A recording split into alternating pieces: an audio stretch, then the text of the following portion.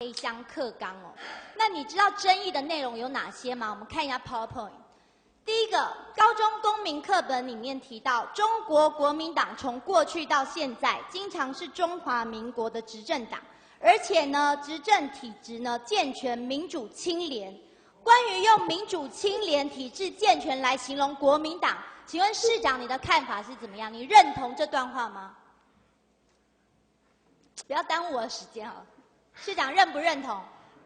奇怪，他总会这个教科书。你对于这段话你觉得怎么样？是正确的吗？是对还是错？这个是作者自己写的吧？不会课纲这样写。课本就是要改成这样，请问市长你认同这样子的修改吗？你认同吗？请问？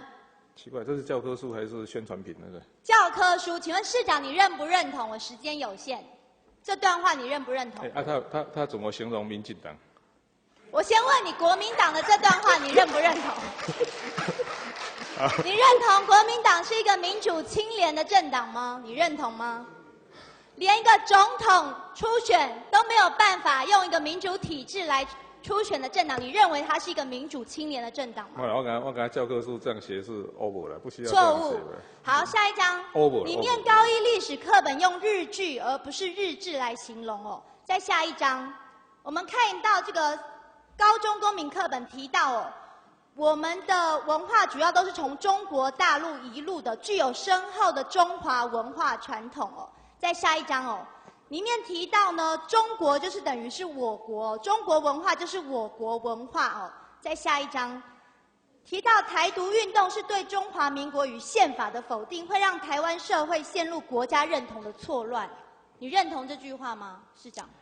唉，我也讲哦，这个是哦，我也觉得说，教育部为什么要去改这个，实在是。最离谱的是后面这个，来看一下。在人权历史跟教育的叙述，新版把纳粹跟白色恐怖的部分删除，把过去的历史记忆完全抹煞。这个部分你认同吗？好了，所以这样子的违法课纲，市长你会让他上路吗？8月份。我们台北市我们在市政府有做一个决议的因为目前进入法律程序所以在法律程序还没决定之前先用旧版，但是我们还是给每个学校有一个自己决定。我觉得是这样嘛这不要这就是这个勒萨特列原理，你知道作用力跟反作用力，我也不赞成。虽然我不是很强的意识形态，但是我觉得教育部也不需要这样搞市长，可是你知道，你旁边的教育局长就是大家所说的黑箱课纲的护航者。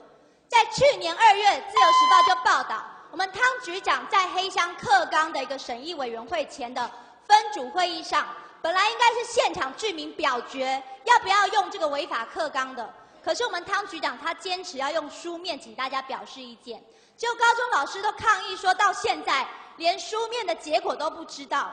而现在我们的教育局，包括忠义国小的废校案，包括明伦高中、成渊高中的校长遴选案，都被批评是黑箱。教育局由一个黑箱局长来领导之下，所有的行政作为都被批评是黑箱作业。请问市长，这样的教育局长还适任吗？这样的教育局长是不是一个黑箱局长？关于校长遴选的争议，未来我们有没有什么改进的方式？有没有引入公开透明跟 iVoting 的相关的制度，来让这个校长的遴选能够更有公平性，而不是用这个黑箱作业来造成更大的争议？